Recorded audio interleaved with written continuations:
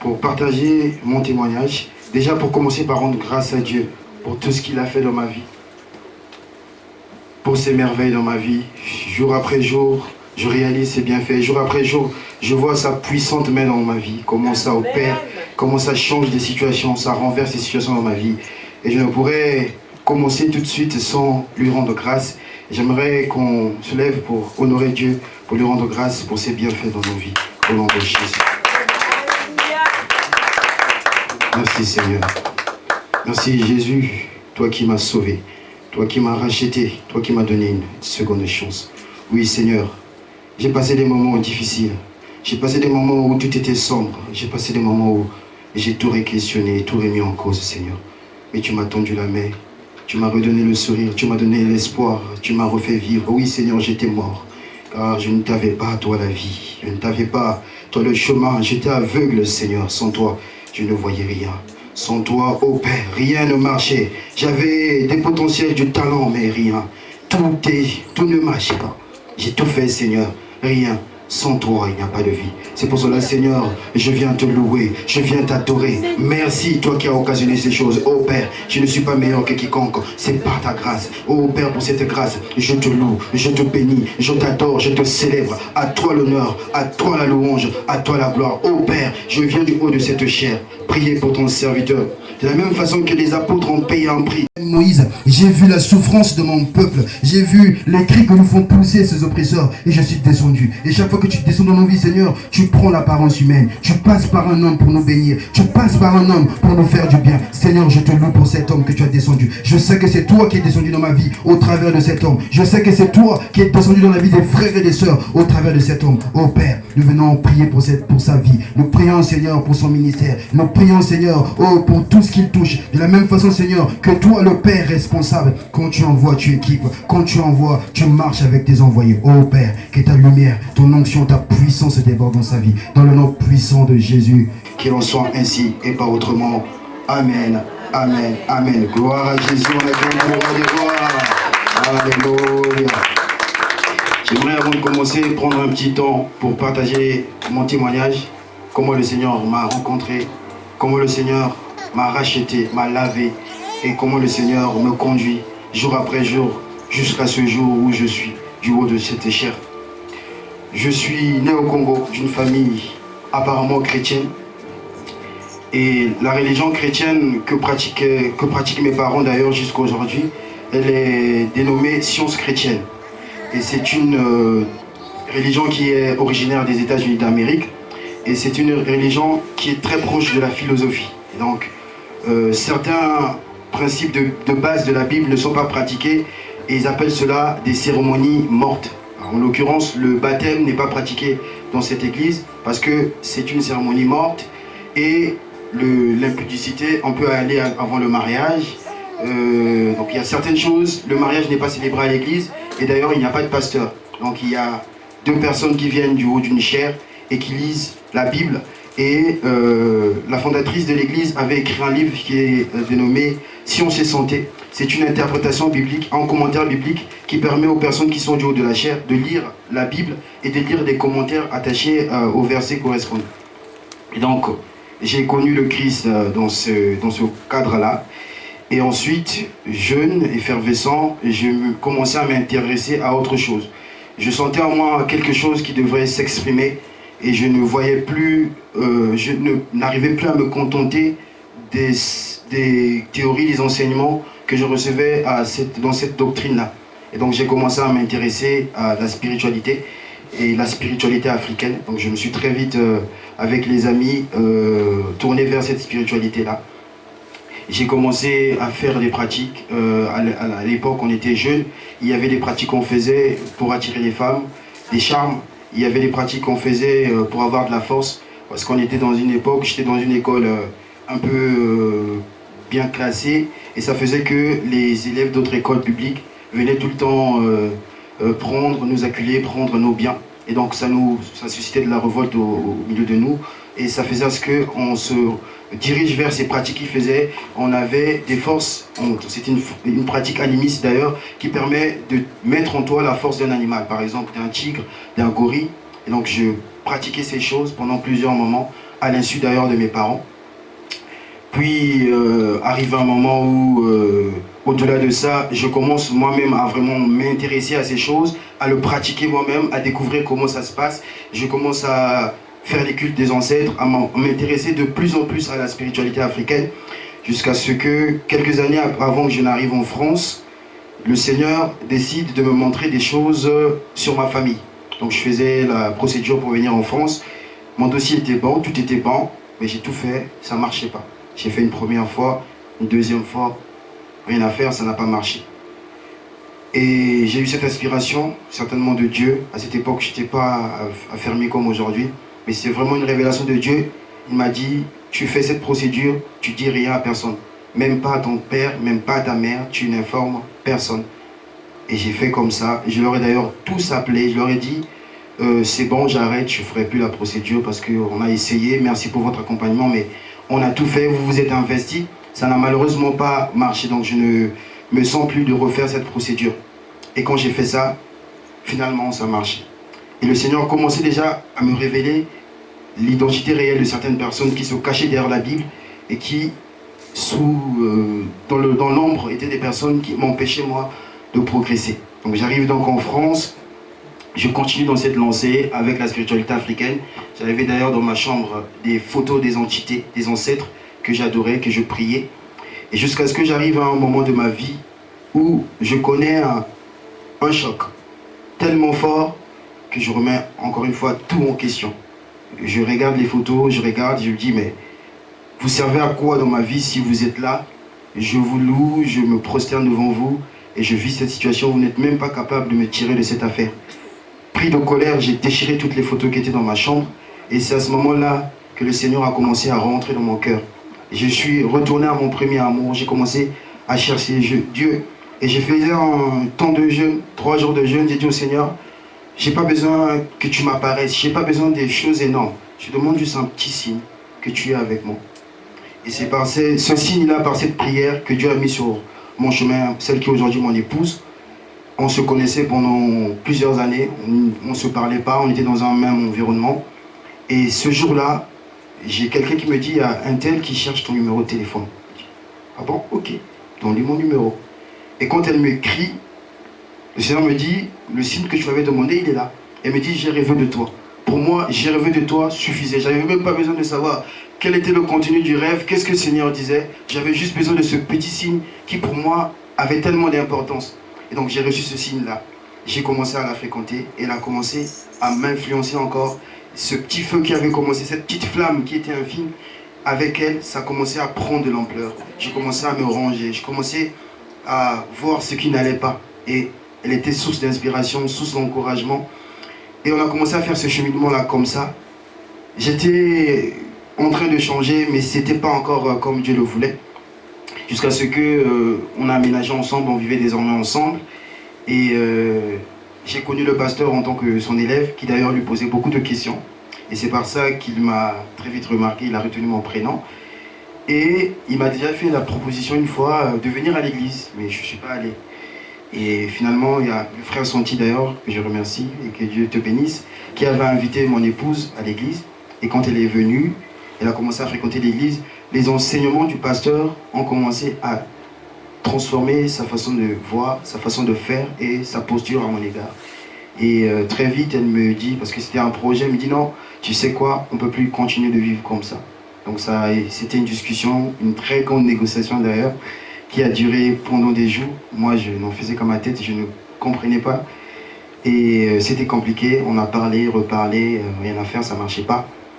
Jusqu'à ce qu'un jour, au bureau, en train de travailler, je rangeais des papiers, j'ai en vision le pasteur Jean, à l'époque mon professeur, qui me sortait d'un ton. Et j'ai compris que c'était un appel du Seigneur. Et dans la même foulée, le pasteur a demandé, j'ai demandé à mon épouse d'organiser un entretien avec le pasteur. Je suis allé voir, on est allé voir le pasteur, on a échangé. Il a été direct avec moi, il m'a dit, vous vivez dans le péché, vous arrêtez le péché. C'était un choc pour moi, parce que je vivais comme ça, pour moi c'était normal. Et rencontrer quelqu'un aussi direct qui me dit, stop, stop, on n'avance plus, ça s'arrête là, vous vivez ensemble, vous ne vous touchez plus. Et quand on a fini l'entretien avec le pasteur, on rentre avec madame dans le bus. Elle me dit qu'est-ce que tu en penses? J'ai regardé les souris, dit mais qu'est-ce que tu veux que je te dise? L'homme de Dieu a parlé, c'est ce qui va être fait, donc on va arranger notre vie. De toute façon, c'était déjà en projet, donc on va par la grâce de Dieu faire tout ce qui est de notre possible, que cela arrive à exécution, que cela arrive à réalisation. Et donc on a fait ce qu'il fallait faire, on s'est mariés, on a arrangé notre vie. Et c'est là où ça a été le déclic, le début de très grandes choses. À l'époque, on habitait en 16 mètres carrés, une colocation. Ça devenait de plus en plus difficile parce qu'elle avait perdu son logement, son ex-bailleur mettait en vente l'appartement. Donc on était contraints à vivre ensemble et on ne trouvait pas d'autres logements pour elle. Donc on était obligés de vivre dans ce 16 mètres carrés-là. Et l'ambiance devenait de plus en plus toxique avec mes colocataires qui ne supportaient pas le fait qu'elle soit là. Et donc, par la grâce de Dieu, Dieu nous a visités, nous a bénis. On a trouvé un appartement. Dans la même foulée, j'ai eu mon permis, j'ai eu tellement de choses, j'ai expérimenté tellement de choses. J'ai eu mon baptême. Après le baptême, j'ai été puissamment visité par le baptême du Saint-Esprit. Et depuis ce jour, depuis que j'ai rencontré l'homme de Dieu, depuis que j'ai rencontré Dieu par sa grâce, a mis sur mon chemin mon épouse, depuis que je fréquente cette église, j'ai pas de mots pour dire ce que je vis, les bienfaits que je reçois au travers de cette œuvre, de ce ministère-là. Et Dieu est réel, Dieu est vivant. Amen. Il agit vraiment, il délivre. Et il y a de ces choses, j'ai pas eu besoin forcément qu'on m'impose les mains, que par sa grâce, sa présence, en étant dans sa présence, j'avais des rêves que je faisais. À un moment donné, je me disais que ça y est, là, ils vont me chercher, ils viennent me prendre, je vais partir, je vais mourir. Je vivais ce qu'on appelle paralysie de sommeil, je ne sais pas si ça arrive à certains. C'est affreux, c'est horrible, c'est vraiment quelque chose qui te met dans un état de frayeur, d'impuissance. Et je le vivais à répétition. Aujourd'hui, je ne sais même pas vous dire quand est-ce qu'elle est partie. Tout ce que je sais, c'est que Jésus est passé par là et qu'il m'a délivré de ces choses. Gloire à Jésus. Merci Seigneur pour ton amour, merci pour ta fidélité, merci pour ton onction et ta puissance qui est manifestée en ce lieu, au Père. Que toute la gloire, la louange, au Père, revienne à toi. Ce témoignage, Seigneur, c'est la gloire de ton nom. Ce n'est pas pour être vu, ce n'est pas, Seigneur, pour un être humain, je l'ai fait, Seigneur, pour te rendre la gloire, toi qui m'as racheté, toi qui m'as redonné la vie, Seigneur, au Père. À toi la gloire, la louange, au nom de Jésus. Amen. Gloire à Jésus. Le thème de cette année, c'est la conquête. Et aujourd'hui, nous allons explorer un titre. Le titre de ce jour, c'est les terres de destinée. Il est vrai, mes frères et sœurs, que nous devons conquérir, mais étant devenus enfants de Dieu, nous sommes dans un royaume, et un royaume a ses lois.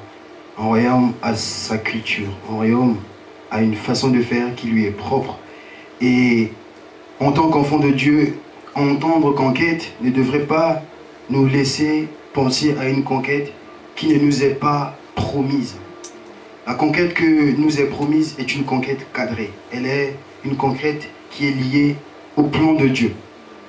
Nous n'allons pas conquérir ce qui ne nous est pas prévu. Si Dieu n'a pas prévu pour toi que tu sois médecin, tu ne peux pas aller vers la conquête de cette chose. Tu vas te fatiguer et tu vas aller à l'encontre du plan et de la volonté de Dieu. Pour cela, nous allons ensemble lire quelques passages de la Bible. Genèse 12, 1 à 7, 1 Roi 3, 4 à 5, Jean 9, 1 à 7, 2 Rois 5, 1 à 5, puis 7 à 14. Nous allons lire la parole du Seigneur. L'Éternel dit à Abraham, va-t'en de ton pays, de ta patrie et de la maison de ton père, dans le pays que je te montrerai. Je ferai de toi une grande nation et je te bénirai. Je rendrai ton nom grand et tu seras une source de bénédiction. Je bénirai ceux qui te béniront, je maudirai ceux qui te maudiront. Et toutes les familles de la terre seront bénies en toi. Abraham partit comme l'Éternel lui avait dit, et Lot partit avec lui. Abraham était âgé de 75 ans lorsqu'il sortit de Charan. Abraham prit Saraï, sa femme, et Lot, fils de son frère, avec tous ses biens et tout ce qu'il possédait, et les serviteurs qu'il avait acquis à Charan. Il partit pour aller dans le pays de Canaan, et il arrivait au pays de Canaan. Abraham parcourut le pays jusqu'au lieu nommé Sichem, jusqu'au chêne de Morée. Les Cananéens étaient alors dans le pays. L'Éternel apparut à Abraham et dit, Je donnerai ce pays à ta postérité. Et Abraham bâtit là un autel à l'Éternel qui lui apparut.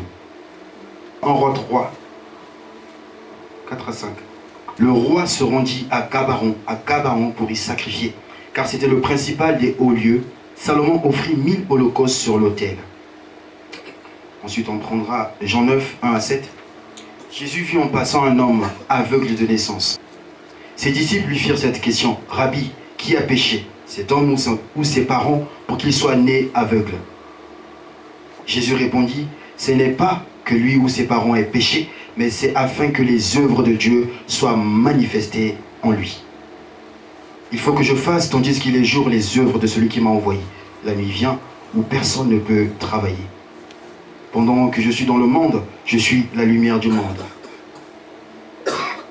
Après avoir dit cela, il cracha à terre et fit de la boue avec sa salive, puis il appliqua cette boue sur les yeux de l'aveugle.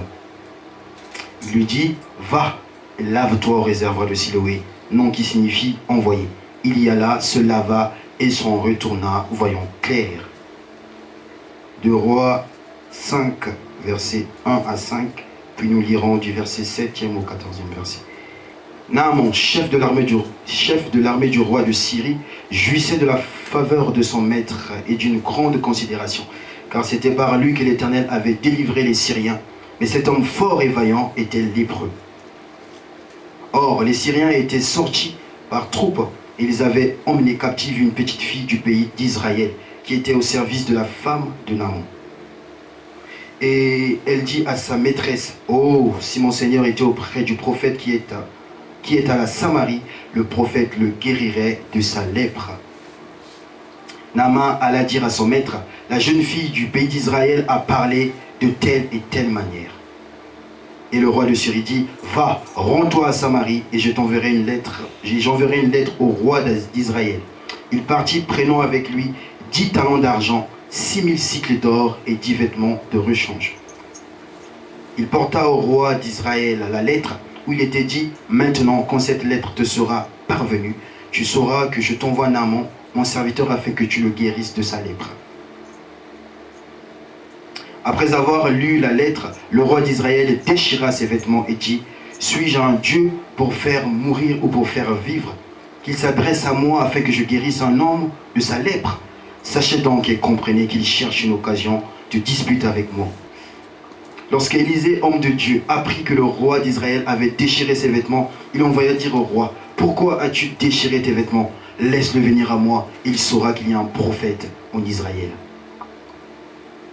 Naaman vint avec ses chevaux et son char, et il s'arrêta à la porte de la maison d'Élisée. Élisée lui fit dire par un messager, « Va et lave-toi 7 fois dans le Jourdain, ta chair redeviendra saine et tu seras pur. » Naaman fut irrité, il s'en alla en disant, « Voici, je me disais, il sortira vers moi et il me présentera lui-même, il invoquera le nom de l'Éternel son Dieu, il agitera sa main sur place et guérira le lépreux. Les fleuves de Damas, d'Abana, de Parpar ne valent-ils pas mieux que toutes les eaux d'Israël? Ne pourrais-je pas m'y laver et devenir pur? » Et ils s'en retournant et partaient avec fureur. Mais ses serviteurs s'approchèrent pour lui parler. La terre, au sens littéral, une terre ici désigne un sol, une portion de terrain, une contrée, un territoire. Au sens spirituel, la terre ici peut désigner un lieu, un espace de vie ou de bénédiction, d'épreuve, un domaine dans lequel Dieu nous conduit. Ici, chaque fois qu'il sera question de terre désignée, cela va désigner des lieux spirituels, émotionnels, professionnels ou géographiques que Dieu a préparés pour nous, pour que nous rentrions dans notre appel. Et pour explorer ce titre, nous allons voir quelques vérités ou principes basés sur la parole de Dieu qui nous permettront de mieux comprendre ce thème. Le premier principe, Dieu accomplit ses promesses dans des lieux précis, pas n'importe où. Dans 1 Roi 17, versets 1 à 4, puis verset 6 et du verset 8 à 15, on voit le roi Élisée qui est envoyé par le Seigneur vers le roi Akab. Élisée va voir le roi Akab, il dit à Akab, il n'y aura pas de pluie pendant 3 ans, sinon à ma parole. Et après avoir relâché cette parole, l'Éternel parle à Élisée de façon claire. Il dit à Élisée, pars d'ici, dirige-toi vers l'Orient et cache-toi près du torrent de Kérit, qui est en face du Jourdain. Et le Seigneur lui dit, tu boiras de l'eau du Jourdain, et j'ai ordonné au corbeau de te nourrir là. Élisée, le Seigneur a été précis, il a été clair. Il existe une provision, il existe une grâce, une bénédiction pour toi. Tu ne subiras pas au même titre que tout le monde la sécheresse, la famine, mais cette grâce est liée à un point, une localisation qui est précise. Aussi longtemps que tu n'es pas où le Seigneur te veut, Élisée, aussi longtemps que tu ne vas pas au torrent de Kérit, tu n'auras pas cette grâce. Elle t'est destinée, elle est à toi. J'ai parlé, je te l'ai promise, mais tu ne l'auras jamais si tu ne changes pas de localisation. Il faut que tu ailles au torrent de Kérit. Là, le Seigneur a donné une instruction, un ordre clair. J'ai ordonné au corbeau de te nourrir là. C'est là où tu as la grâce. C'est là où tu es servi. Tu n'es pas serviteur. Pour le plan de Dieu, il a prévu, il a organisé un plan où tout est mis en place pour que où tu seras, tu es en repos. Va au torrent de Kérit. Et d'ailleurs, dans la suite, vu qu'il n'y avait pas de rosée, il n'y avait pas de pluie, l'eau du torrent s'est asséchée. Et le Seigneur revient encore vers Élisée et dit, lève-toi, va à Sarepta, qui appartient à Sidon, et demeure là. Voici, j'ai ordonné à une femme veuve de te nourrir. Encore une fois, le Seigneur a emmené pour une première fois vers le torrent de Kérit, qui était un lieu de transition. Le Seigneur t'emmène dans une terre de destinée pour... Parfois, c'est une terre de transition. Ça ne veut pas dire que si tu trouves une bénédiction, que ça va être final. C'est un lieu transitoire. Il faut être disponible, disposé, sensible à la voix de Dieu pour écouter quelle est la prochaine étape. C'est vrai, ce lieu m'a béni, mais est-ce que c'est le lieu de bénédiction finale ou c'était un lieu où Dieu voulait faire quelque chose de précis? Comme dit la Bible, Dieu fait tout pour un but. Il nous emmène dans un lieu précis pour conquérir quelque chose de précis. Et une fois que cela est fait, nous passons à la prochaine étape. Et à Sarepta, le Seigneur a suscité cette veuve qui s'est occupée d'Élisée, qui a pourvu aux besoins d'Élisée selon la parole que l'Éternel lui avait demandée. Le Seigneur a prévu, le Seigneur a organisé, le Seigneur a tout mis en place pour que, en suivant son instruction, que tu ailles dans un lieu où tout est pris en charge, où tu n'as pas d'effort à faire, où tu n'as pas d'effort à fournir, mais le Seigneur s'occupe de tout. Tout est sponsorisé, tout est pris en charge. La seule chose que tu as à faire, va au bon endroit, conquérir la bonne chose, avoir la bonne grâce. Nous le voyons d'ailleurs avec Abraham. Dans Genèse 12, du verset 1er au verset 7, il dit à Abraham, va-t'en de ton pays, de ta patrie, de la maison de ton père, vers un pays que je te montrerai. Abraham, j'ai promis faire de grandes choses avec toi. Je ferai de toi une grande nation. Je te bénirai. Je ferai de toi une source de bénédiction. Oui, c'est une promesse. Oui, elle est réelle, elle est authentique. Dieu ne ment pas. Mais pour ce faire, Abraham, va. Quitte ton pays. Quitte tout ce que tu t'es acquis. Quitte ce confort, cette vie que tu t'es bâtie sans moi. Quitte tout cela. Quitte les idoles de ton père. Abraham est né d'une famille idolâtre. Son père louait les idoles de l'autre côté de l'Euphrate. Il dit à Abraham, on va refaire une marche ensemble. Rebâtissons ensemble. Quitte ce que tu as déjà acquis. Quitte ce pays. Va où tout sera pris en charge. Je ne te montre pas encore, mais fais ce pas d'obéissance. Fais ce pas de foi. Nous le voyons aussi dans 1 Roi 5, du verset 1 au premier au verset 5, puis du verset 7 au verset 14. Nous voyons Naaman qui est un Syrien, qui d'ailleurs a été fortement utilisé par le Seigneur pour délivrer la Syrie. Il s'avérait que Naaman était atteint de lèpre.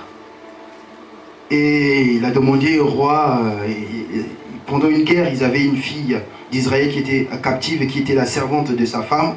Et cette fille lui a dit, si tu étais en Israël, il existe un roi qui pouvait te guérir de cette lèpre.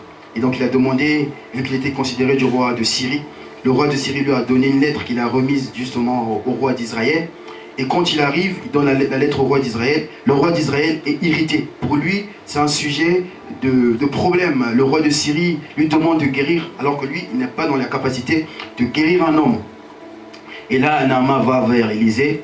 Élisée lui dit, donne cet ordre de façon claire. Il dit, va, lave-toi 7 fois dans le Jourdain, ta chair redeviendra saine et tu seras pur. Naaman a raisonné. Naaman s'est questionné. Il se disait, mais je viens de Syrie.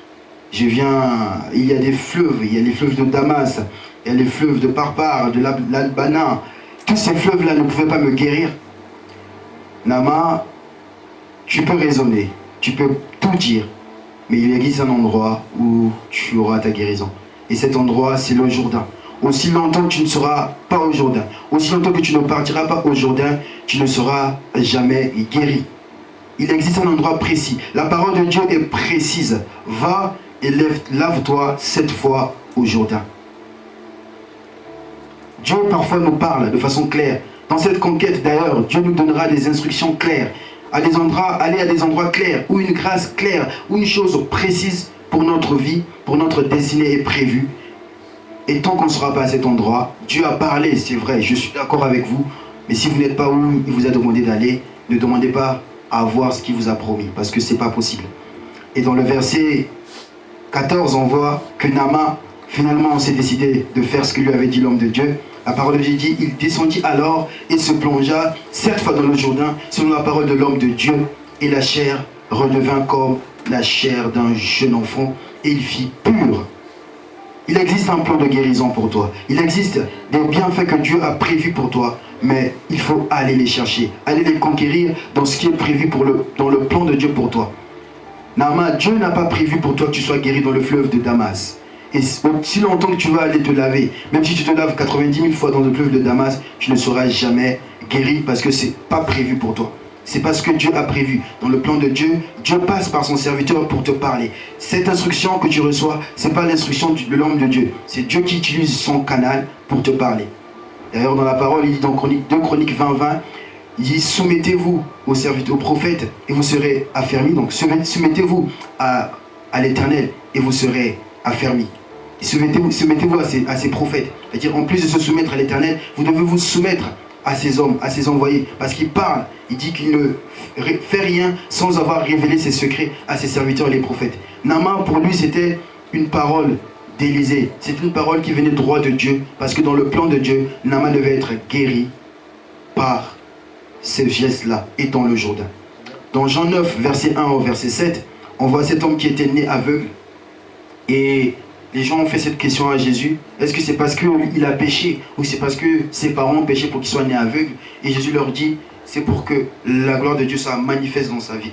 Et là, il dit à cet homme de façon claire, va, il a fait la boue avec sa salive justement. Il dit, va et lave-toi dans le réservoir de Siloé. Il existe un endroit précis, Siloé, réservoir de Siloé, où ta guérison est prévue. Et quand il est allé à cet endroit, il a reçu sa guérison. Le deuxième principe que nous allons explorer, chaque terre de destinée cache une nouvelle révélation de Dieu. Chaque terre de destinée cache une nouvelle révélation de Dieu. Dans Genèse 12, au premier verset, on dit que l'Éternel dit à Abraham. Abraham a une relation avec Dieu où Dieu lui parle, il entend la parole de Dieu. Dans Genèse 12, du verset 6 au verset 8, on dit l'Éternel apparut à Abraham et dit, je te donnerai ce pays. Je donnerai ce pays à ta postérité. Et Abraham bâtit là un autel à l'Éternel qui lui était apparu. Abraham expérimente une nouvelle dimension de la relation, de la présence de Dieu. Dieu qui parlait à Abraham passe à un autre niveau avec Abraham. La Bible dit, l'Éternel lui apparut. Il existe des expériences spirituelles, il existe des dimensions spirituelles, il existe des choses, des grâces qui ne seront jamais accessibles si nous ne changeons pas de localisation. Le Seigneur veut nous bénir, le Seigneur veut nous donner une nouvelle portion d'onction, il veut nous bénir, il veut nous donner une nouvelle chose. Mais tant que nous n'aurons pas changé géographiquement ou spirituellement notre localisation, cela ne sera jamais possible. Nous serons rentrés dans cette bénédiction. Dans 1 Roi 3, du verset 5 au verset 6, on dit à Gabaon, l'Éternel apparut en songe à Salomon. Encore une fois, Salomon expérimente une dimension de Dieu. Il va à Gabaon pour offrir à Dieu, et après qu'il ait fait ce geste, posé ce geste précis, à un endroit précis, la parole dit, l'Éternel apparut à Salomon en songe à Gabaon, et lui dit, demande-moi ce que tu veux. Salomon, si tu n'es pas à Gabaon, tu ne peux expérimenter cette grâce. Salomon, si tu ne vas pas faire ton offrande dans la présence de Dieu, si tu ne montes pas dans les hauts lieux à Gabaon, tu ne pourras pas avoir accès à cette grâce. Parce qu'elle est prévue pour un endroit précis, et un endroit précis où le ciel est ouvert, et un endroit précis où les bénédictions sont tout de suite accessibles. C'est Dieu qui nous y conduit par le Saint-Esprit. Pour conquérir cette dimension, il a fallu changer géographiquement de lieu, aller vers Gabaon pour rentrer dans cette grâce. Genèse 28, du verset 10 au verset 14, puis du verset 16 au verset 17, nous voyons Jacob à Bethel. Jacob avait connu certaines expériences avec Dieu.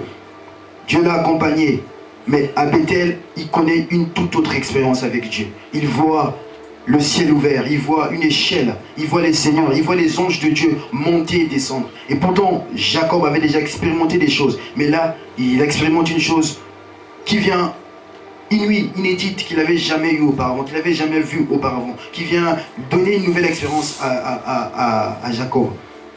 Cela est accessible à un endroit précis, où on vit des choses qui sont précises. En Exode 3, verset 1 au verset 4, on voit Moïse qui était éduqué par Pharaon, qui est né et qui a été éduqué par la fille de Pharaon, qui rencontre le Dieu d'Israël. Certainement, il avait entendu parler de lui, mais il n'avait pas encore eu cette rencontre avec le Dieu d'Israël. Et le Dieu lui apparaît dans le buisson ardent. Moïse est attiré par cette grande vision. Il dit, je vais me détourner pour voir quelle est cette grande vision et pourquoi il y a le feu mais le buisson ne brûle pas. Quelle est cette puissance? Quel est ce Dieu? Quel est ce phénomène? Il n'arrivait pas à comprendre. C'était au-delà de son intelligence. C'était une nouvelle expérience avec lui, une nouvelle dimension qui est arrivée dans le pays de Madian. Cela n'est pas arrivé en Égypte, cela est arrivé dans son pays d'exil à un endroit précis. Dans Josué 5, du verset 13 au verset 15, avant la conquête de Jéricho, Josué va expérimenter une chose extraordinaire. Il avait été au pied de Moïse, il a vécu des expériences avec Moïse, et là, avant la conquête de Jéricho, dans le verset 13, il dit, comme Josué était près de Jéricho, il leva les yeux et regarda, voici un homme se tenait debout devant lui, son épée nue à la main. Il alla vers lui et lui dit, es-tu de nôtres ou de nos ennemis? Josué fait une rencontre avec le Saint-Esprit, le chef de l'armée de l'Éternel. Il expérimente une nouvelle dimension. Il expérimente une visitation qu'il n'avait pas eue auparavant à un endroit précis où Dieu l'a emmené pour lui faire vivre des choses précises.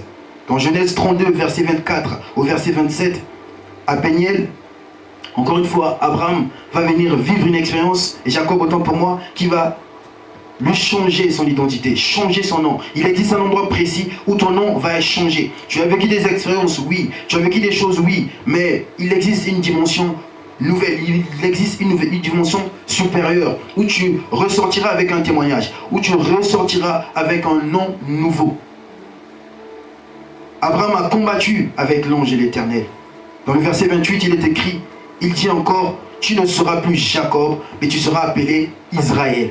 Dieu t'emmène dans un endroit, il t'emmène dans un lieu précis pour te faire vivre une expérience précise au sortir de laquelle tu ne seras plus jamais la même personne. Ton identité va changer, ton nom va changer, ta vie va être bouleversée. C'est ce qui est prévu pour Dieu. T'emmener de gloire en gloire. Tu as vécu des expériences.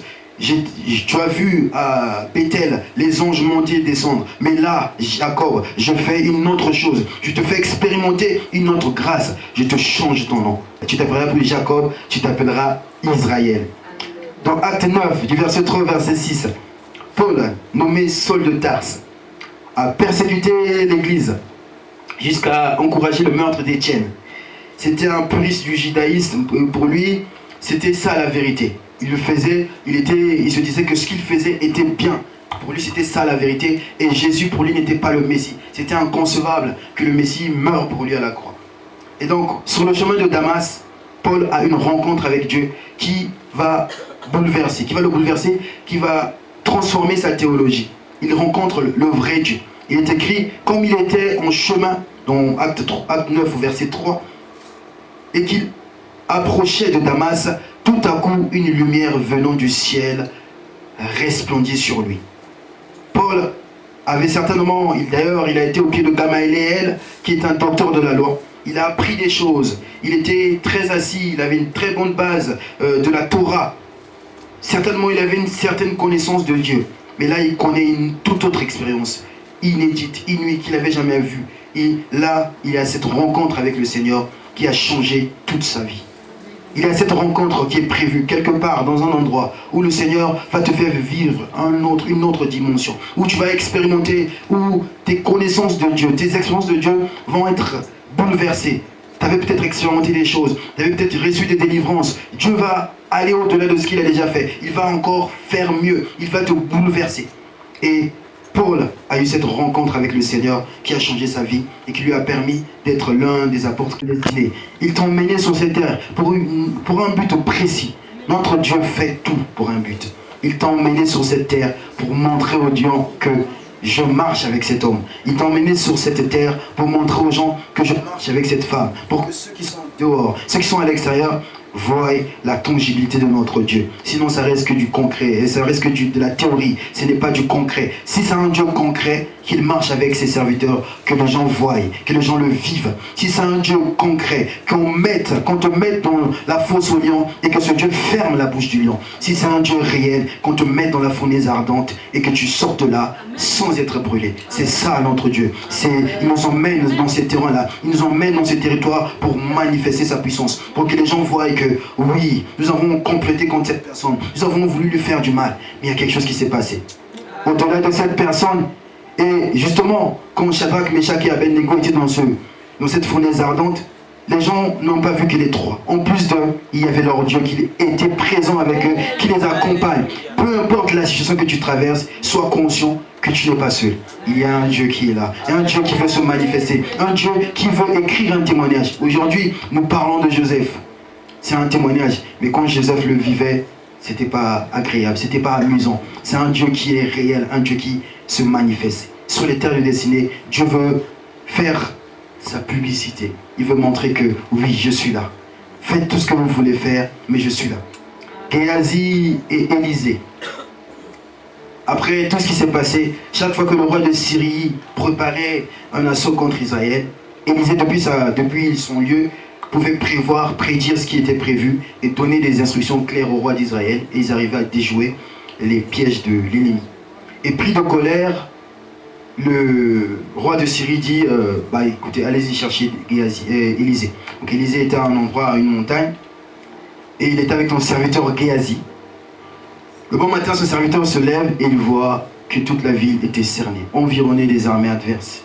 Géasi prit de peur, ne sachant pas que l'homme de Dieu est un homme de Dieu réel. Il marche, Dieu marche avec lui. Les anges de Dieu sont avec lui. L'armée de l'Éternel est présente. Géasi ne savait pas que cette réalité était la leur, que c'était ce qui était leur réalité, que ce qu'il voyait était peut-être la réalité, mais n'était pas la vérité. Et Élisée fait cette prière claire. Il dit au Seigneur, ouvre ses yeux pour qu'il voie. Et après cette prière, Géasi a dit, c'est ça qu'il y a avec nous. Et on réalise la présence de Dieu devant certaines circonstances. On ne sait mesurer la présence de Dieu sans les épreuves.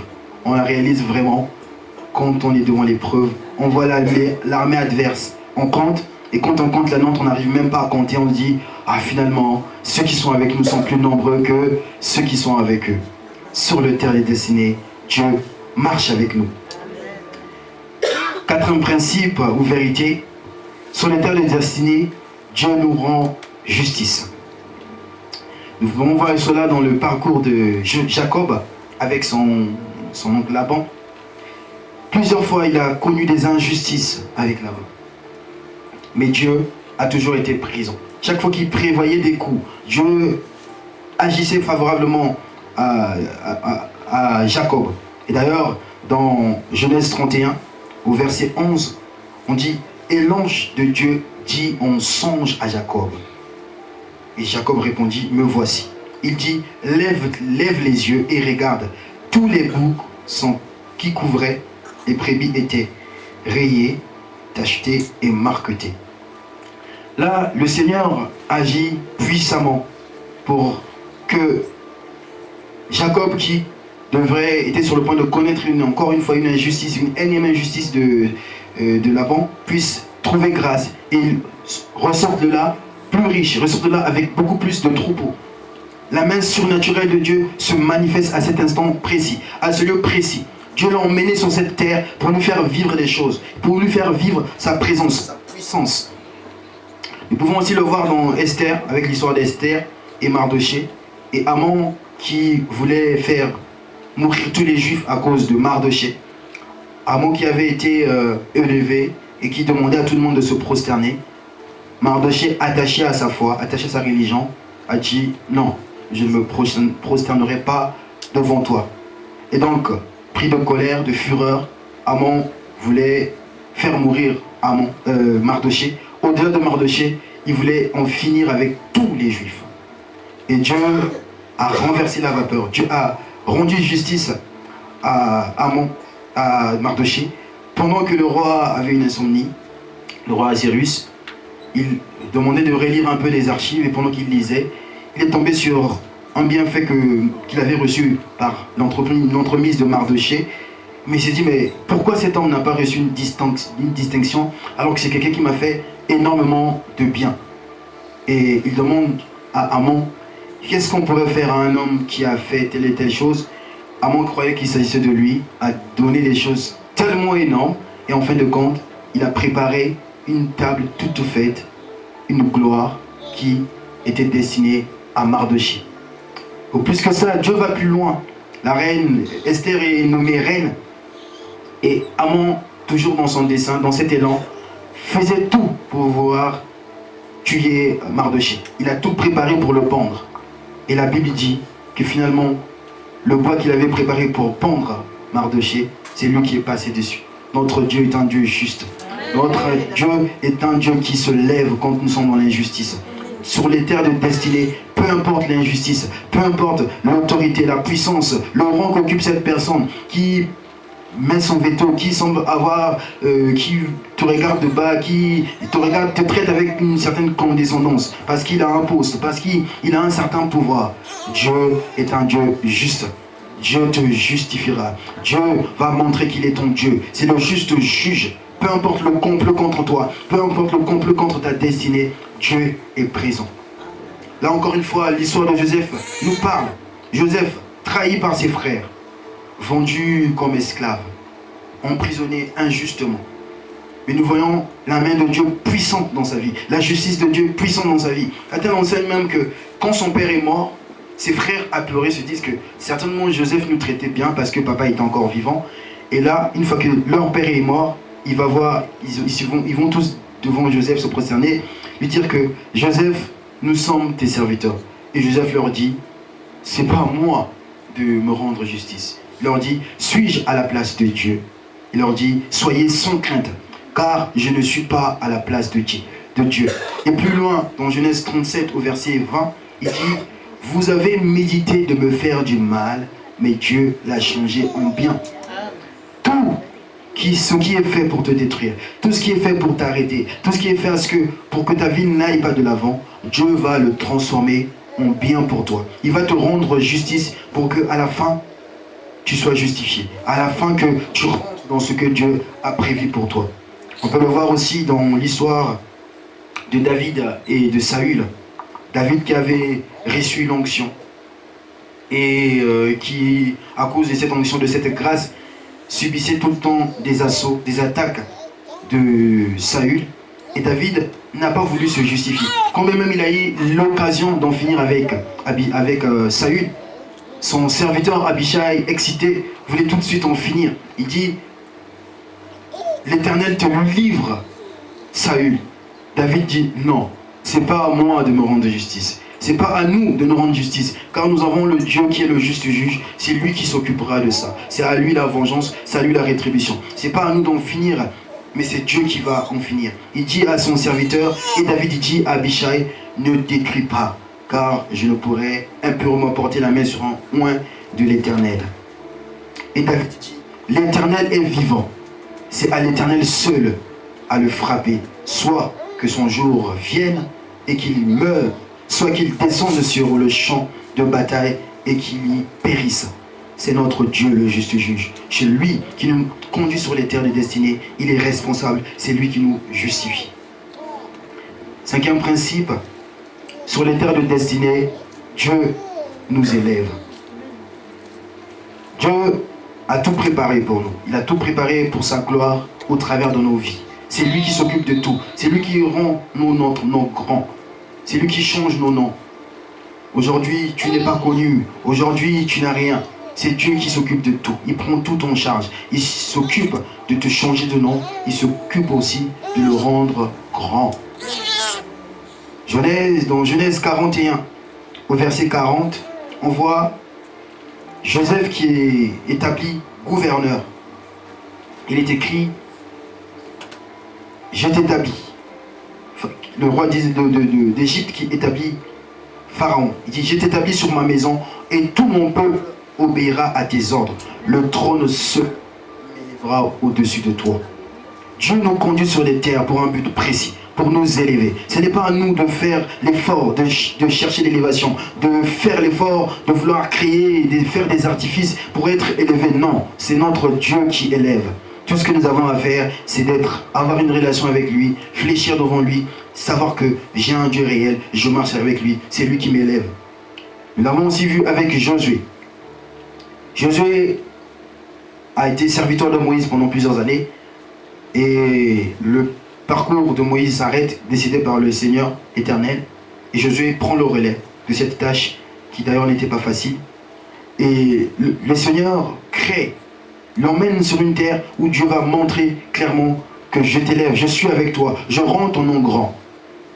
Il est écrit dans Josué 3, verset 7, l'Éternel dit à Josué, aujourd'hui je commencerai à t'élever aux yeux de tout Israël, afin qu'il sache que je serai avec toi comme j'ai été avec Moïse. Dieu nous emmène dans des endroits, il nous fait vivre des circonstances, il nous emmène devant des challenges qui vont servir à nous, il va nous élever au travers de certaines situations. Certainement, le peuple doutait de Josué, il se disait que oui, avec Moïse, nous avons vu des signes, avec Moïse, nous avons vu des miracles, mais Josué, qu'est-ce qu'il y a? Nous sommes face à ce Jourdain. Comment on fait? L'Éternel dit à Josué, aujourd'hui, je rends ton nom grand, je te lève devant les enfants d'Israël. Dans 1 Roi 3, du verset 16 au verset 28, on voit Salomon qui avait une sagesse, une intelligence sans pareil, doté de l'Éternel. Et Salomon, pendant son règne, il y a deux prostituées qui ont une altercation sur un enfant. Pendant un sommeil, elles vivaient ensemble. Il y a l'une qui s'est couchée sur son enfant et qui finalement est mort. On est mort. Et on apporte ce cas on porte cette situation devant le roi. Et le roi donne un jugement anachronique.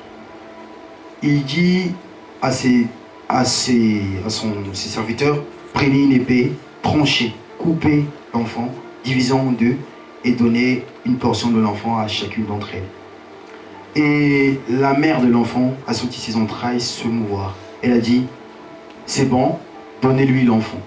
Et après cela, le roi a vite compris parce que celle dont l'enfant était morte finalement voulait que ce soit ça, ce jugement-là, que l'enfant soit coupé en deux.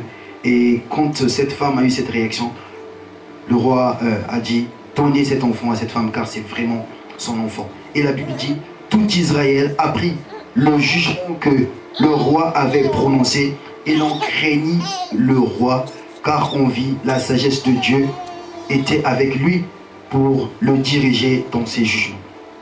Dieu rend ton nom grand. Dieu t'élève, Dieu te bénit. C'est lui qui s'occupe de tout. Dans 1 Samuel 30, au verset 20, on parle du jeune Samuel qui a été au pied du sacrificateur Élie.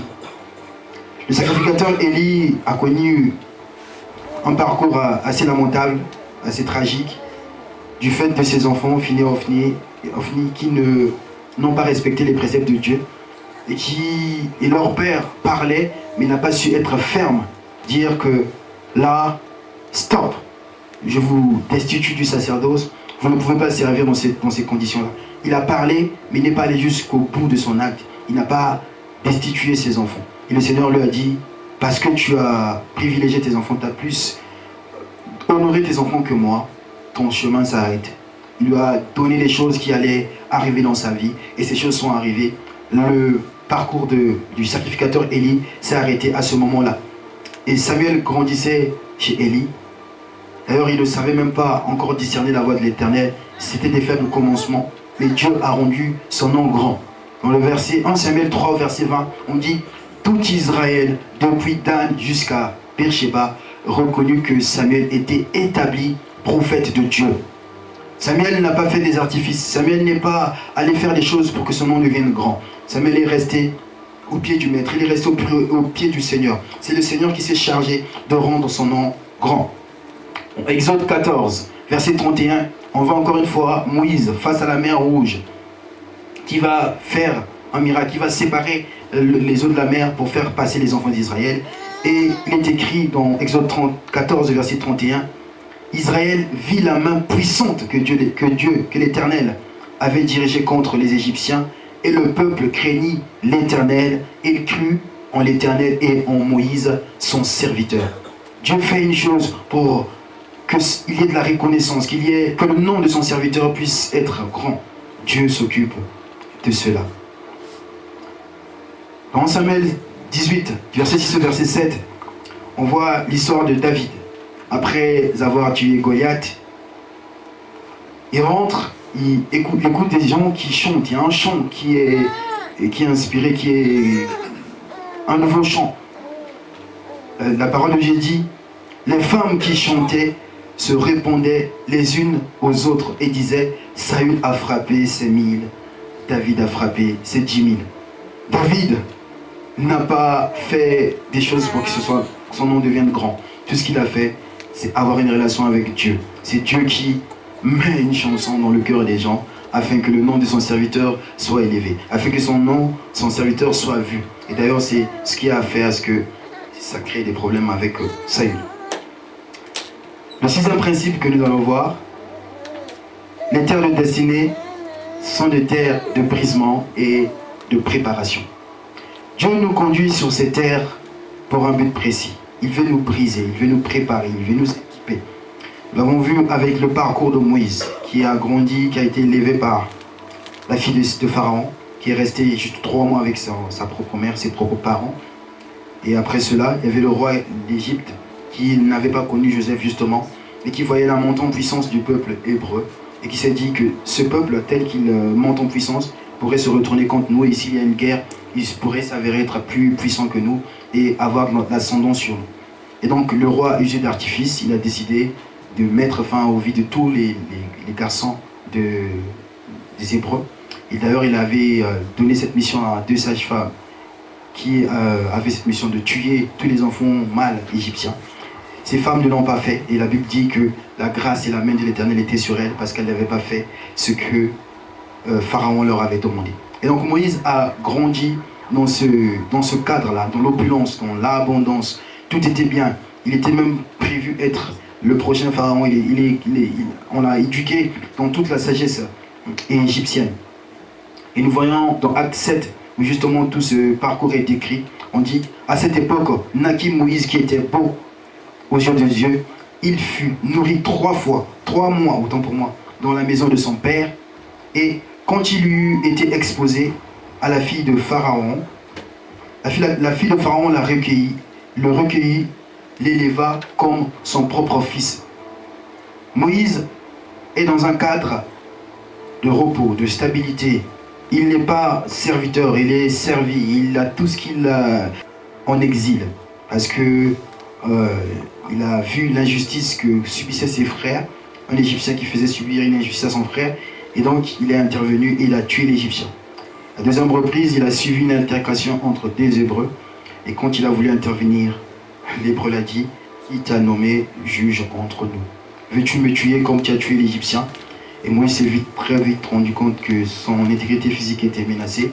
Il a dû partir loin. Et dans son pays d'exil, c'était Madian. Il a rencontré Séphora, son épouse. Il était allé auprès du sacrificateur Jéthro, à Madian. Il arrive sur un terrain où il était maître, il avait tout, il y avait l'abondance, et il devient serviteur de Jéthro. Il commence à perdre les brebis. Sa vie change, il n'a plus la même vie, il n'a plus le même style de vie, il n'a plus les mêmes privilèges. Quelqu'un qui passe de fils, parce que la fille de Pharaon considérait Moïse comme son propre fils, donc il passe de fils de la fille de Pharaon à un berger dans un pays lointain. Et Dieu a voulu ce parcours pour le préparer. Dieu a voulu ce parcours pour l'aiguiser, pour le préparer à sa mission future. Parce que Moïse avait tellement été grandi en Égypte, d'ailleurs, quand les filles de Jéthro sont allées raconter à leur père, elles disent autant pour moi, un Égyptien nous a délivrés. Donc Moïse avait tellement grandi dans cet environnement-là, que ça avait même dépeint sur sa façon d'être, ça avait dépeint sur l'homme qu'il était devenu. Et donc il a fallu ce travail du Seigneur. Certainement, parfois, il existe dans nos vies, nous sommes acquis, nous sommes construits des vies qui ne cadrent pas forcément avec ce que Dieu veut et ce que Dieu a prévu pour nous. Et c'est pour cela que Dieu nous emmène dans les terres de destinée pour nous briser, pour nous préparer, pour enlever tout ce que l'éducation que nous ont donné nos parents, pour enlever les pensées que nous avons reçues du monde, pour renouveler notre intelligence, pour nous apprendre à vivre, à parler, à agir selon le nouveau royaume dans lequel nous sommes nés. Car nous sommes nés dans le royaume de Dieu, et ce royaume n'est pas comme le reste du royaume. C'est un royaume qui est juste, un royaume qui a ses lois, qui a son cadre qui est précis. Et qu'en tant qu'enfant de Dieu, tant qu'on n'est pas dans ce cadre-là, on ne sait connaître des percées, on ne sait avancer, on ne sait connaître de croissance. Donc Dieu nous emmène sur les terres de destinée pour nous préparer, pour nous briser, pour nous aiguiser, pour nous laver, pour nous nettoyer, afin que l'homme, le serviteur de Dieu qu'il enverra, soit un serviteur de Dieu loyal, afin que la femme qu'il enverra soit une femme loyale, une femme qui a la crainte de Dieu, une femme qui ne se compromettra jamais. Les terres de destinée sont des terres de préparation. Je vais nous inviter à nous lever pour prier. J'ai une bonne nouvelle pour vous, mes frères et mes sœurs. Siloé est une terre de destinée. Siloé est une terre de destinée. Le Seigneur a envoyé son serviteur. Son serviteur a tout abandonné. Son serviteur a connu des moments difficiles. C'était pour ce jour, pour que quand des hommes et des femmes viendraient dans cette présence, qu'ils sortent avec une nouvelle identité.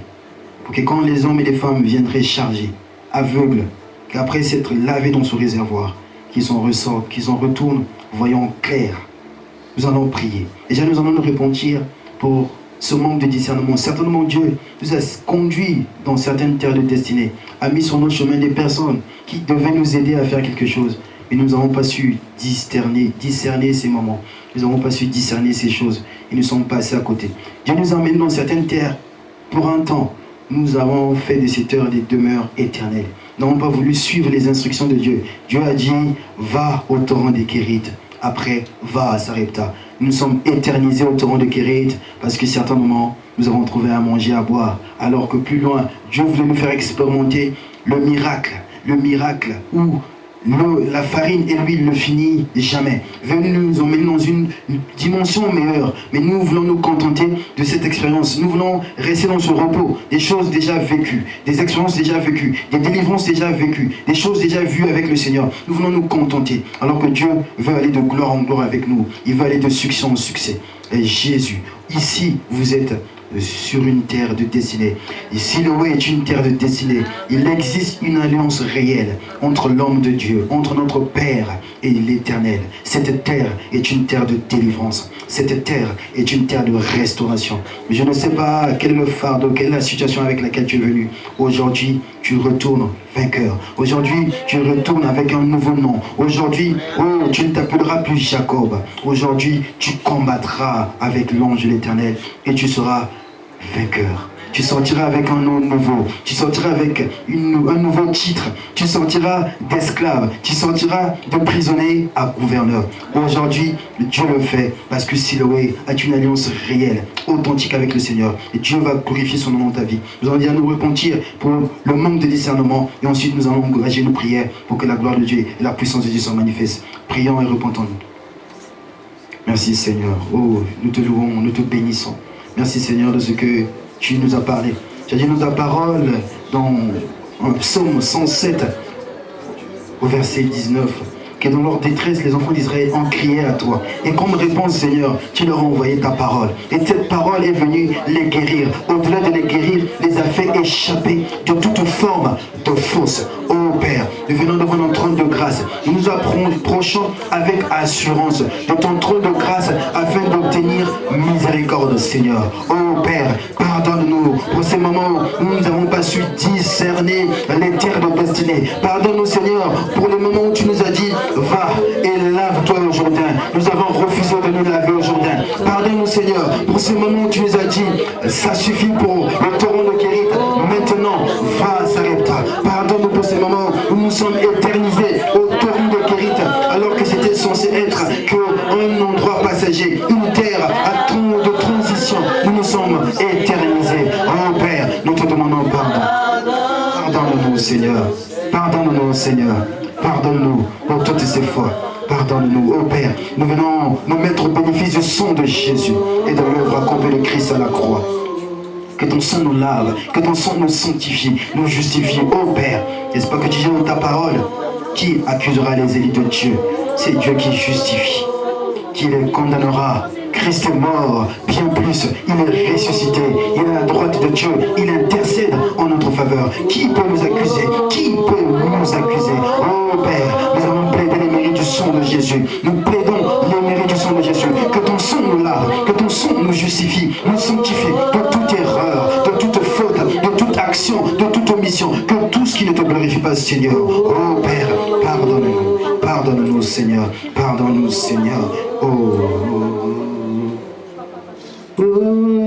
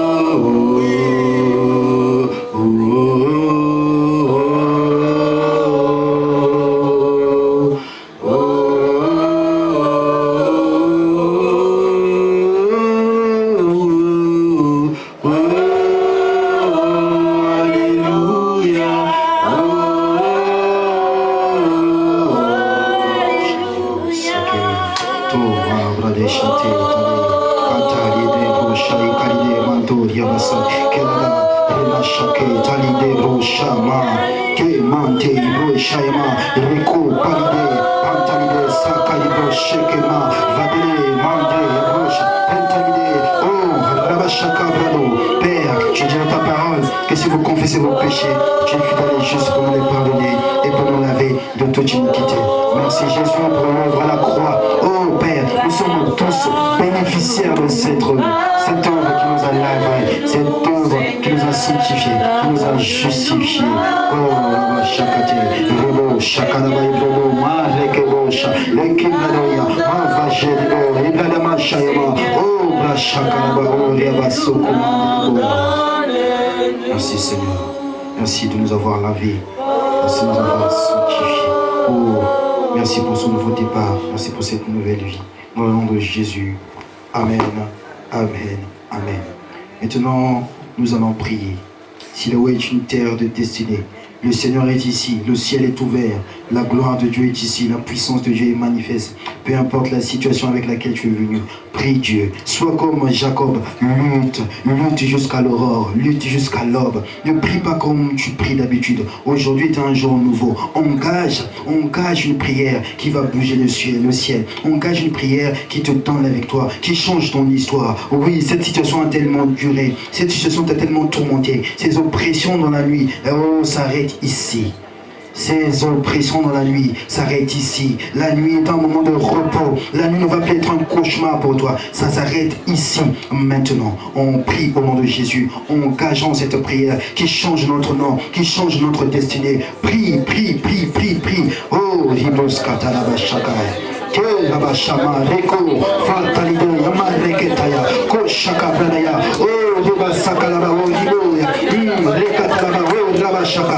Oui, Seigneur, le ciel est ouvert ici. Tu as une alliance réelle avec cette église. Père, oh, mon Père spirituel, ne s'est pas levé par lui-même. C'est toi qui lui as dit, va, pour que les vies soient bénies, pour que les vies soient sauvées. Oh, Père, je me tiens du haut de cette chair, dans l'alliance de Siloé, cette alliance que tu as avec cette église, ce réservoir qui nettoie la vie, qui change de vie, Père. Oh, je me tiens dans le sang de Jésus, je me tiens dans la puissance de l'œuvre accomplie de Christ à la croix, je me tiens dans l'onction du Saint-Esprit, je me tiens dans l'onction apostolique et prophétique de l'église sur le Père. Je vais le déclarer la vie de ces hommes et de ces femmes. Oh, que leur vie change, oh, que tout esprit méchant, que tout esprit familier, que tout esprit de limitation, oh, nous allons te mettre mal à l'aise. De la même façon, Seigneur, que Paul avait mis ce feu dans les broussailles et que toute forme de reptile sortait. Nous allons prier, mettre mal à l'aise toute forme d'esprit méchant, esprit impur, esprit familier, esprit d'angoisse. Nous te menaçons,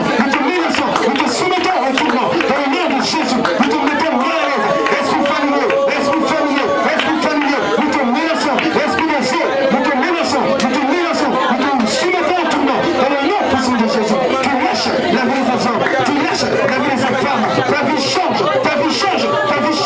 Le ciel est ouvert, que toute forme d'aveuglement s'arrête, que ces angoisses dans la nuit s'arrêtent. Dans le nom de Jésus, ta vie change, ton histoire change. Oh, Nakamo Shakarabaï, Neketelebo, Karakata Soko, Marekea, Shekelebo, Nuyoko Shakarabalia, Neketalaba, Nuyoko Shaka, Nelebo, Shika, oh, Liaba, Kelebo Shakara, Elebo, Perakataba, Perekatalabo, Koyaba Sakata, Koyaba Shakata, esprit de mort, tu lâches, nous te soumettons au tournant, nous mettons le feu à ta demeure, nous mettons le feu, lâche la vie de cette dame, lâche, oh, tu repars avec un nom nouveau, tu repars avec un nouveau titre, avec une nouvelle identité, oh, tu t'appelleras plus Jacob, ton nom est Israël, tu t'appelleras plus Jacob, tu pars d'esclave à gouverneur, tu pars d'esclave à gouverneur, Siloé est une terre de bénédiction, ta vie change, tu expérimentes une délivrance, tu expérimentes une guérison dans le nom de Jésus, que cette maladie, qui est longtemps, oui, Seigneur Saint-Esprit, élève Jésus, glorifie Jésus, que cette maladie qui a longtemps duré, aujourd'hui s'arrête dans le nom de Jésus, au nom de Jésus, tu es guéri, tu es délivré, tu es restauré dans le nom de Jésus, oh Père, glorifie ton nom, Seigneur Saint-Esprit, élève Jésus, dans la vie des hommes et des femmes, dans le nom de Jésus, oh Père, reçois ta guérison, dans le nom de Jésus, reçois,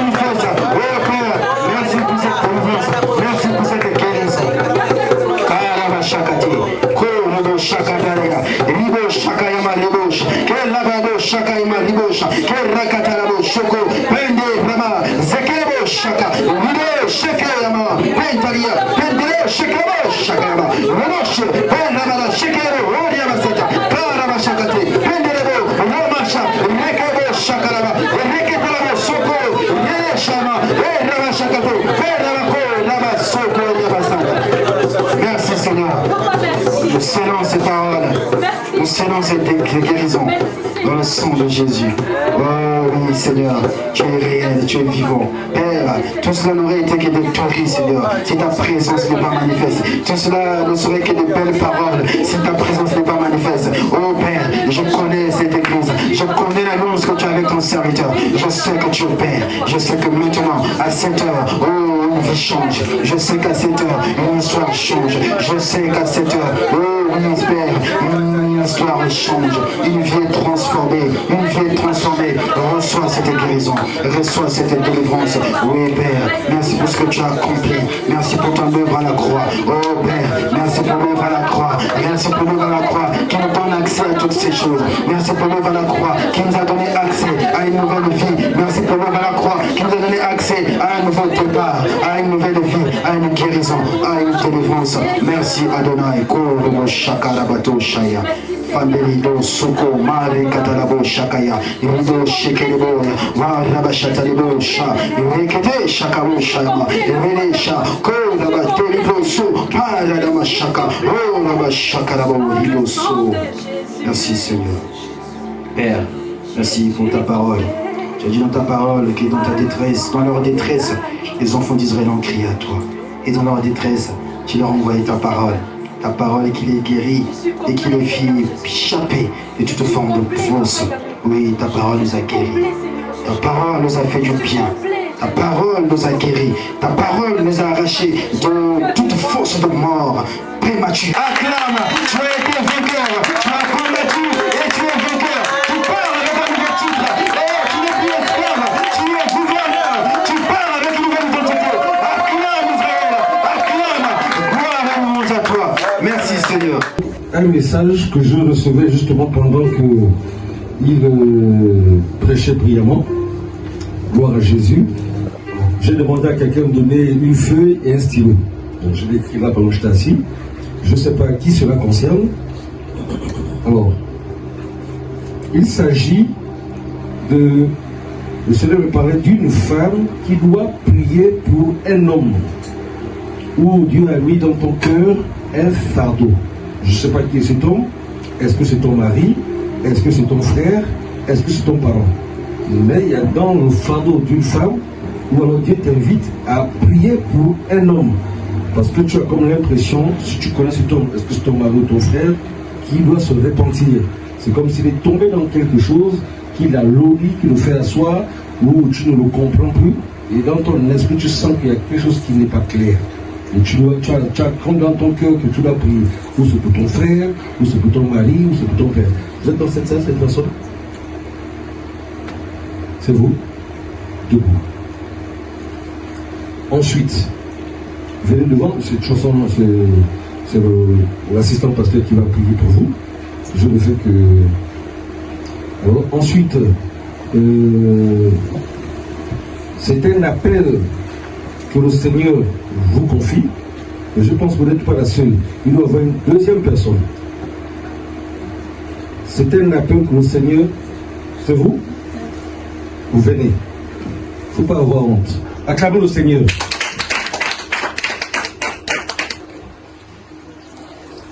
C'est un appel que le Seigneur vous confie.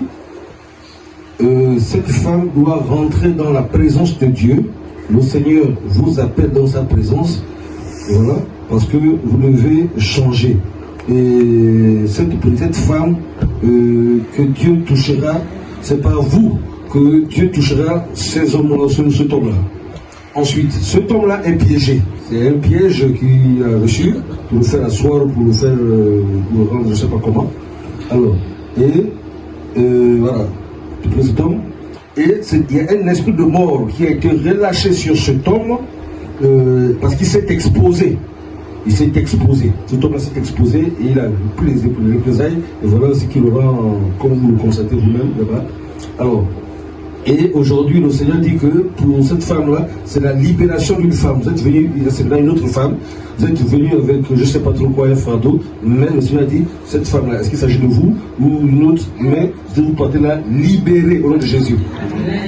Amen. Amen, amen. Amen. Donc, vous faites ce que vous avez à faire. Merci Seigneur pour cette parole que tu as relâchée dans la vie de Amy. J'ai ta parole qui est ma parole qui sort de ma bouche. Elle ne retourne pas à moi sans effet, sans avoir exécuté ma volonté et accompli les desseins. Père, je prie pour le but pour lequel, le dessein pour lequel tu as relâché cette parole dans la vie des mises maintenant dans le nom de Jésus. Que cet appel soit manifeste, ô Père, de la même façon que tu descends dans la vie des gens au travers des hommes, ô Père, qu'elle soit ce canal par lequel tu touches cet homme, tu changes la vie de cet homme, ô Père. Que cette grâce accompagne Élie, que Père, elle soit rechargée, que Père, même dans ces moments de faiblesse, qu'elle sente cette force surnaturelle qui nous donne, ô Père, cette capacité d'aller au-delà, ô Père, que tu la remplisses afin que Père, cet homme soit béni au travers de sa vie. Ô Père, je vais émis au bénéfice du sang de Jésus et de l'œuvre accomplie de Christ à la croix. Que toute influence satanique dans sa vie soit brisée dans le nom puissant de Jésus. Ô Père, nous menaçons tout homme fort, nous menaçons tout Goliath, nous menaçons tout esprit méchant, esprit familier, nous te menaçons dans le nom puissant de Jésus. Tu lâches dans l'emprise dans la vie d'Émile, tu lâches dans l'emprise dans la vie d'Émile. Émile, tu es délivré, tu es restauré dans le nom de Jésus. Tu as cette force qui te permet que toute pensée de dépression s'éloigne à jamais de ta vie. Que tout esprit de dépression, esprit de dépression, nous te réprimons de la vie d'Émile. Nous te menaçons, tu lâches dans le nom puissant de Jésus. Merci Père de ce que tu as accompli ces choses dans la vie d'Émile. Nous la couvrons dans le sang de Jésus. Merci pour cette délivrance, cette visitation que je scelle dans le sang de Jésus. Au nom de Jésus, reçois ta délivrance, ta guérison au nom de Jésus. Amen. Amen. Amen. Merci d'avoir attiré à Siloé, tu lui laves les yeux. Merci d'avoir attiré dans ta présence où tu la changes, tu transformes. De la même façon que Moïse, en sortant de ta présence, avait été illuminé. Père, ici à Siloé, dans ta maison, dans ta présence, sa vie change. Il y aura un avant et après. Et tout ce qui était avant disparaisse et qu'un nouveau départ, une nouvelle vie soit manifeste. Dans le nom puissant de Jésus, ô Père, manifeste ta puissance dans sa vie, qu'elle soit délivrée, qu'elle soit restaurée, que toute influence satanique dans ta vie disparaisse. Dans le nom puissant de Jésus, ô Père, nous menaçons tout esprit méchant, nous menaçons tout esprit impur dans ta vie. Dans le nom de Jésus, que toute influence satanique s'arrête. Dans le nom de Jésus, ô Père, c'est toi qui as donné cette parole, parce que tu voulais visiter ta fille, qu'elle soit visitée, que cette onction descende, que cette puissance descende maintenant, qu'elle soit visitée, qu'elle soit restaurée, qu'elle soit réparée. Dans le nom de Jésus, dans le nom de Jésus, dans le nom puissant de Jésus. Oh Père, merci de ce que tu la recharges, de ce que tu la remplisses, de ce que tu la changes. Oh Père, je la mets au bénéfice du sang de Jésus, de ton œuvre accomplie de Christ à la croix, que ton sang la lave, la sanctifie, la justifie de toute faute et toute erreur. Oh Père, et de la même façon que tu l'as mise dans la vie de cet homme, c'est pour changer, c'est pour emmener cet homme à toi. Père, descends, oh Père, ta puissance dans sa vie, avec qu'elle soit l'objet d'évangélisation. De la même façon que les disciples étaient surpris sur le terrain de l'évangélisation, dans ta puissance qui était manifeste, ils sont venus dire, Père, même les esprits impurs nous sont soumis en ton nom. Oh Père, je prie que cette onction descende sur lui, que cette présence soit manifeste sur sa vie, et que Père, manifeste-toi, que cette puissance la localise, et que Père, qu'elle soit un objet, un objet puissant contre ta main. Allez vite là, remplis-la de ta présence, remplis-la, la Père, au travers de sa vie, que cet homme soit maintenant en toi. Oh Père, de la même façon que Philippe, sur le terrain de l'évangélisation, avec une nouvelle expérience, je déclare une nouvelle expérience. Tu vis les choses nouvelles, car dans la terre de destinée, c'est un nouveau départ, une nouvelle visitation de Dieu. Reçois cette grâce, reçois cette visitation, dans le nom de Jésus, dans le nom de Jésus, dans le nom de Jésus, que cette onction descende sur ta vie, que cette onction descende sur ta vie, que cette puissance te touche, dans le nom de Jésus. Reçois cette grâce, dans le nom de Jésus. Oh Père, merci de ce que tu me fais, merci de ce que ta puissance descende, et que Père, au travers de sa vie, la vie de cet homme est changée, au travers de sa vie, la vie de cet homme est attirée de ta présence. Oh Père, gloire et louange à toi, dans le nom de Jésus, nous avons ainsi prié. Amen, amen, amen. Acclamons le Seigneur. Donc nous allons tous élever la voix de l'Église, nous allons prier pour nos frères de notre soeur dans le Seigneur. Élevons la voix dans le nom de Jésus.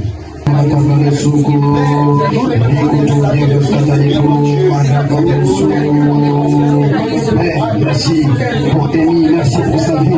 Merci de l'avoir attirée dans ta présence, afin qu'elle soit une source de bénédiction. Oh Père, merci pour ce fardeau que tu as mis dans son cœur. De la même façon que Seigneur, Abraham était un intercesseur pour son nouveau maître. Père, maintenant que tu l'as positionné en intercesseur pour la vie de son frère. Oh Père, nous prions de la même façon que tu as rencontré Paul sur la route de Damas, sur le chemin de la persécution, sur le chemin de la perdition. Tu l'as attiré à toi, tu as changé sa vie, tu as transformé sa vie. Au nom de Jésus. Amen, amen. Merci, acclamons le Seigneur.